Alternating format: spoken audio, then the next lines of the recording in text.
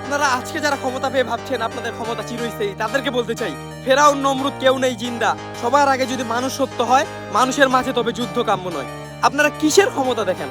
আপনাদের এই ক্ষমতার চেয়ে ফিরানো নমরুদের ক্ষমতা ছিল হাজার গুণ উত্তম, কিন্তু তারা আজকে কেউ বেঁচে নেই। তাদের ক্ষমতা আজকে ধুলির সাথে মাটির সাথে মিশে গেছে। আসসালামু আলাইকুম, আমি বিশাল মাহমুদ। কিছুদিন পর পর অতীতকে ভুলে যাই, তবুও রাজনীতি নিয়ে দুটো কথা বলে যাই।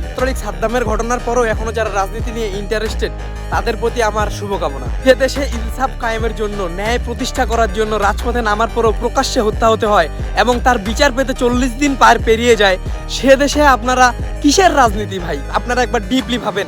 যে হত্যাকাণ্ডের ঘটনা পুরো বাংলাদেশের মানুষ জানে, তার বিচার করতে এতদিন চলে যায়।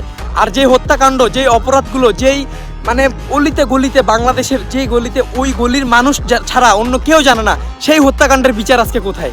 যেসব অন্যায়ের বিষয়ে মানুষ জানেই না, সেগুলোর বিচার কোথায়? আমরা যদি গত বছরগুলোর দিকে চোখ রাখি,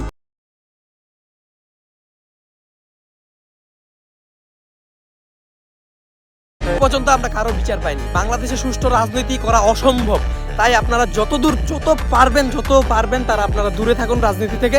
আর যদি রাজনীতিতে ইনভলভ হয়ে যান, বাংলাদেশের রাজনীতির কোনো বাপ মানে। এই সাদ্দামের ঘটনা নিয়ে বলতেছেন যে আসলে সে স্বৈরাচার ছিল, তার এরকম হওয়া উচিত ছিল। তাহলে আপনারা এখন যা করছেন তা কি? তাও কিন্তু স্বৈরাচারী। তো আপনাদেরকে সুন্দর স্পষ্ট করে বলতে চাই, স্বৈরাচারী বা স্বৈরাচারতা বাদ দিয়ে আমরা আসি একটা স্বাধীন বাংলাদেশ, সুন্দর করে সুস্পষ্ট করে। মানে ওরা যারা করছে আপনারা যদি সেগুলাই করেন, তাহলে আপনারাও তো স্বৈরাচার।